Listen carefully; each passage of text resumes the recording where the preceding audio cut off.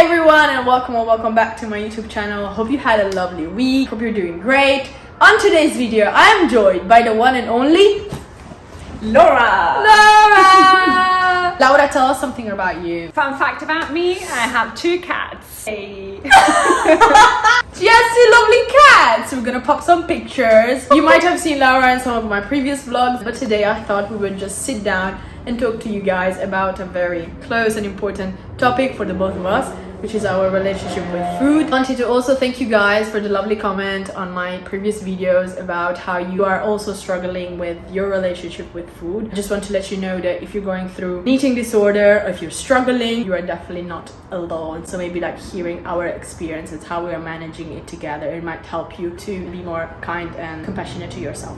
So today we're talking about food, but we'll also be eating some food, which is, we are hungry. Yeah. Pizza! Because I'm Italian, she's Spanish, pizza. Better choices? No. You know, exactly. Without further ado, let's get into the video. Oh my god, I'm so hungry. Cheers!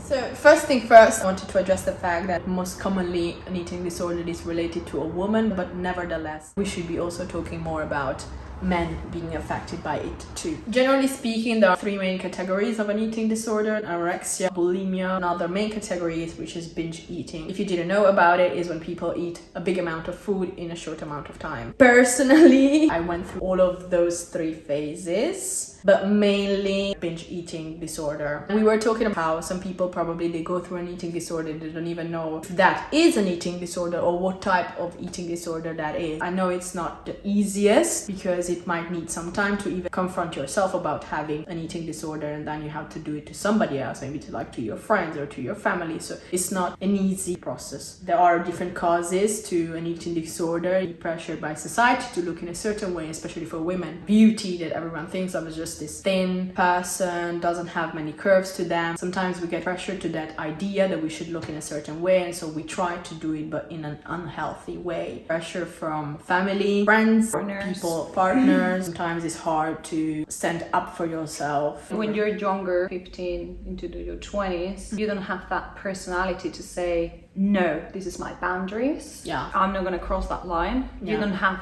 boundaries at that point. When you start as a teenager and you bring that to your adulthood, it's even like crazier, at least for me, because when I was in that position as an adult, I thought adult people don't go through this.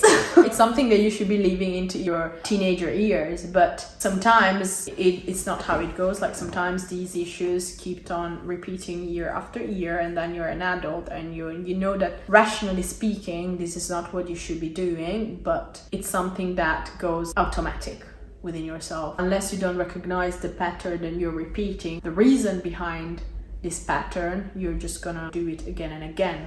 For me, it all started in high school, so I was probably 18. I remember specifically because in 9 days, this number 9 is stuck in my head. I was literally starving myself and my body changed like this, not eating almost anything or literally counting little pieces of food that I was eating throughout the day. When I went to university, you come to a point when you lose control, where you eat a little bit more one day and then the next day you just like start eating a lot, because psychologically speaking, when your body goes through deprivation, your body goes even through stress, you go have 2 kind of responses. You go either to flight or fight mood. Flight mood, your body goes numb and it doesn't really react to whatever is happening. Fight mood, animal instinct of the part of the brain just comes out, and so you eat because mentally your brain thinks, okay, I'm gonna have to eat how much I can because I don't know when it is the next day of eating gonna be, because your brain is so used to being starved, and your body as well. And that's how I got to binge eating. Normally it would happen at night time when nobody was around, when I was alone. Rings the bell. Yeah, I would feel so ashamed, physically sick, because my belly was so bloated. It affects you other than physically, mentally, spiritually, but also like socially. If you're feeling uncomfortable within yourself, then you don't definitely want to go out and have the energy to hang out with people or even show up yourself. And I never talked about it to nor my family nor my friends. I kind of like get good at hiding it, like even within your own house. You master it. It was mainly also an issue of controlling. When I was starving myself, I felt like I had control of my life. When you lose that control, you feel like you lose the power. You feel like you're even like more worthless, you know, because you're not able anymore to control all of this. And it's just a vicious cycle. My experience was different. Around my family, there has been kind of eating disorders as well.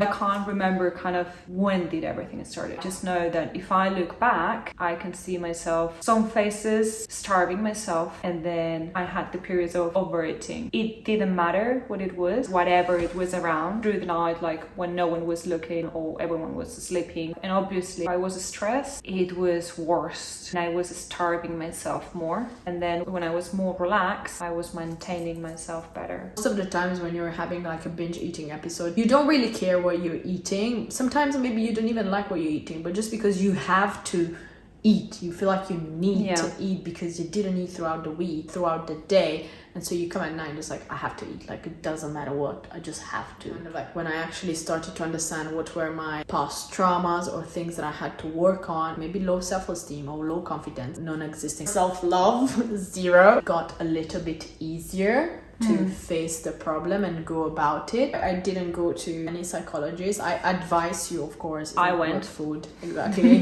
we have two different sides. Coming from an immigrant family, it's not the easiest thing to go to your parents and be like, oh hey mom and dad, by the way, I have kind of like this unhealthy relationship with food. No, that would not exist. They are from another generation. Okay, my parents are in their 60s, so that it was harder for me how I went about it. Being also a nurse, and I tried to understand how the brain works and why I was doing it. I was aware that it was definitely not healthy for me mentally and physically, but I was still doing. What it really helped was either reading like psychology books about eating disorders. I read one specifically, which I'm gonna put a picture up here, about binge eating. Sometimes it's easier if you read or hear somebody else's experience to kind of understand better your own. Work on my self-love relationship. I love myself no matter how I look. Attitude is everything. Yeah, exactly. Attitude is everything in life. You don't really let other things outside of you face you or change you. Once I understood that, it was easier for me to get to the root of the problem and go about it in a healthier way. Juliana just joined the chat. Hi. She's, of course, as always, in the latest video, she's not showing up because she just came from work. But she wanted to give also her point of view. For me, starting early age, I had asthma. I started taking many antibiotics. The doctor said I had to quit sugar and salt because that will increase my body weight. So my mom tried not to feed me too much, but then you can't really keep a child. Yeah, away from like sugary stuff especially. Yeah, I kind of gained lots of weight. I was very chubby child. I would stop the antibiotics. I would be very skinny, and then I would take antibiotics again, and I would be very chubby and then skinny. Nothing in the middle. That really affected me because people, they used to comment. I think I had the problem since the age of 15 or 16, teenager. Some comments of like, oh, you gained so much weight, and then I would feeling so bad with myself, and I would try not to eat. Then I would just in one day eat whatever I didn't eat the whole week, let's say. Now I wish like the people wouldn't make those nasty comments that hurt really my feelings. And I think that was the problem mainly. It's not now being 26. Oh my gosh, you guys aged me out.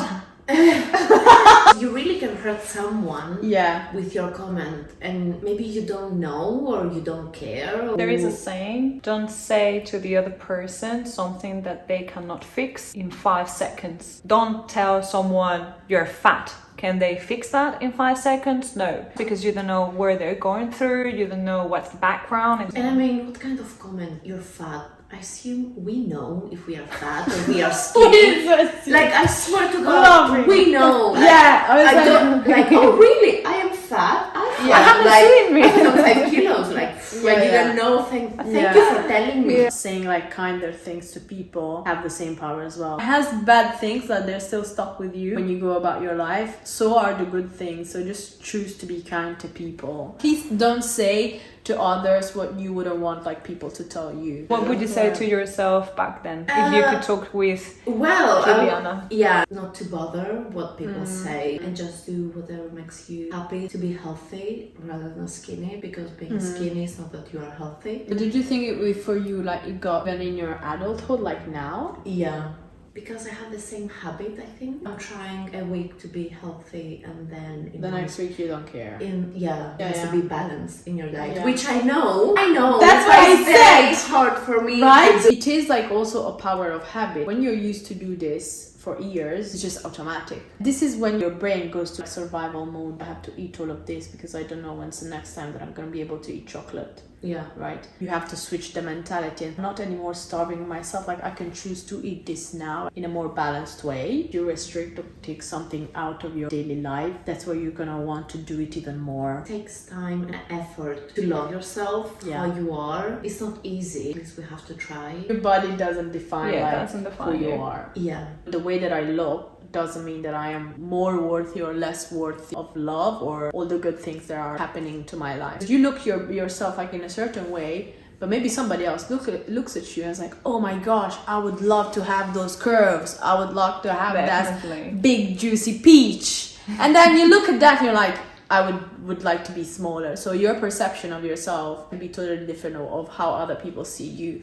When I have a bad day, I always say to my partner, like, today I need your eyes rather than mine to see myself. If we were all the same, it would be bloody boring, you guys. Definitely. Bloody boring. And not everyone likes the same, so Thank God. God. We can choose. You guys love the podcast vibe or not? Comment down below. Yeah. Apparently Juliana didn't even share this part of herself with me. Just don't really want to talk about it. You can like fully heal from an eating disorder. If you are like triggered or under stress situation, those thoughts might come back, so you have to be more aware of them. Check in with yourself. It's like, okay, this is not me speaking, like these are past thoughts, right? Yeah, you're right, because when I'm more stressed, you go back to that, switch like that. Yeah. It's never a linear process. Try to find a good, healthy network, like people around you that you trust, that can support you whenever you're going through this process. talk to someone and just open up, and that makes you feel better. Yeah, and having an online community, I would like it to be a safe space for you guys and even for us to open up about struggles that we're going through. Sometimes you do have to show people that you're also going through this stuff and you're not the only one, and that it's okay. Try to find your own personal way to seek help and have a better knowledge of what you're going through, having a better like understanding of nutrition in general. I agree on that. You know, understanding that food is not your enemy, it's just a way to give back to your body and fuel your body with the proper nutrition that it needs to work efficiently. When you're, for example, like dehydrated, right, have this massive headache because you're not drinking enough. So the same way your body would react if you're not eating enough. Your hair might get thinner. The sensitive topic for Inga. Another important thing, monitor and replace your negative patterns. Words of affirmation work. It's just an easier way to switch your way of thinking from a negative thought to more of a positive. Engage in activities. You can put some music on. You can go to the gym, move your body, do something that you love. Gardening, celebrate little wins and be compassionate towards yourself. Kind. If it was like my friend going through this, I would be so supportive, telling her positive words of affirmation, that she's amazing, she's beautiful the way that she is. But sometimes we don't do that to ourselves, which is the saddest bit. Love yourself for who you are and take it day by day. Juliana's advice: get the toxic people out of your life. Let that crap go. Let critical thoughts. The critical thoughts go. Turn it off. I hope at least that this video was somewhat supportive and made you understand that you're not alone in all of this. Take it easy on yourself and love yourself a little bit more. If my psychologist is saying this, she'll be proud. Yeah. Send the link to her. Thank you for joining us on this amazing conversation. Do you want to say anything? Thank you guys. Thank you guys for showing up, and remember to show up for yourself every day, and I will see you next week. Love you so much. Bye.